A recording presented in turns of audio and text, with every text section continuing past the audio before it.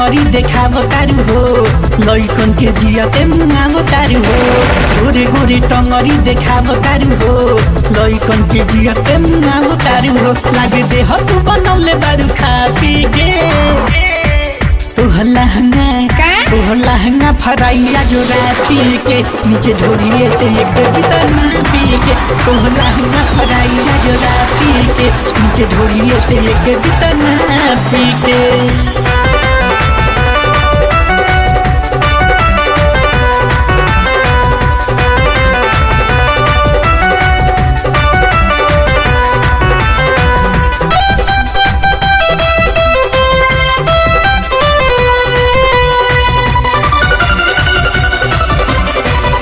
जवानी जो खा जाई पलना इतना में बात पावर हो लागी तरस मन होई उदास के पैबू ना ये कहूँ भावर हो जवानी जो खा जाई पलना इतना में बात पावर हो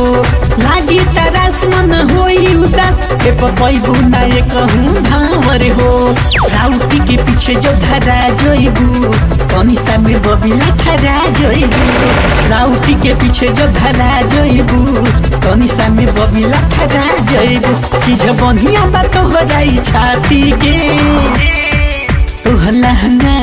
तोहर लहंगा फराइया जो राती के नीचे ढोरिए से एक भीतर ना पी के तोहर लहंगा फराइया जो राती के नीचे ढोरिए से एक भीतर ना पी के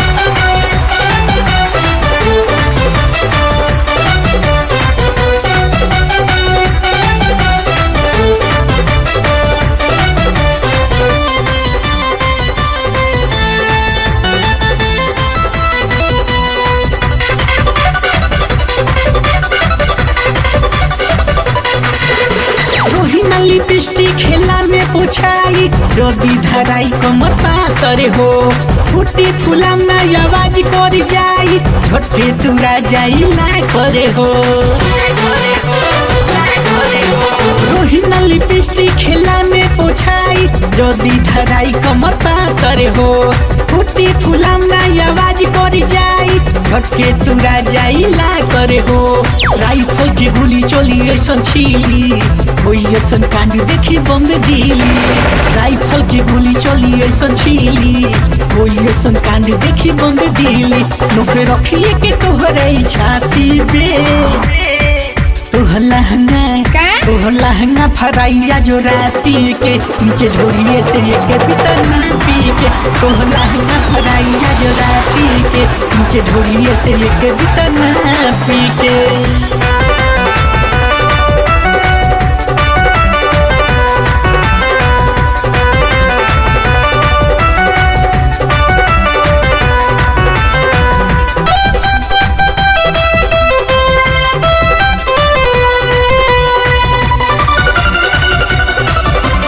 घुस जाई तोहरा दिलवा में रानी लगाई के लहंगा में सीरी हो हर के दीवाना यो राइटर कन्हैया कहे बिगड़ जाई पीढ़ी हो अरे बुझाली घुस जाई तोहरा दिलवा में रानी लगाई के लहंगा में सीरी हो हर के दीवाना यो राइटर कन्हैया कहे बिगड़ जाई पीढ़ी हो चारों ओर घेर कटी खारा खटिया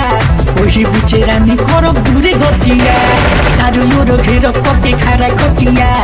वही बीचे रानी करब दूरे गतिया सही पैबू ना हमारा तू नाची के तोहर लहंगा फराइया जो राती के नीचे ढोरिए से एक भीतर ना पी के तोहर लहंगा फराइया जो राती के नीचे ढोरिए से एक भीतर ना पी के गोरे गोरे टंगरी देखाव तारू हो लइकन के जियते मुंगाव तारू हो गोरे गोरे टंगरी देखाव तारू हो लइकन के जियते मुंगाव तारू हो लागे देह तू बनौले बारू खा पी के तोहर लहंगा फराइया जो राती के नीचे ढोरिए से एक भीतर ना पी के तोहर लहंगा फराइया जो राती के नीचे ढोरिए से एक भीतर ना पी के।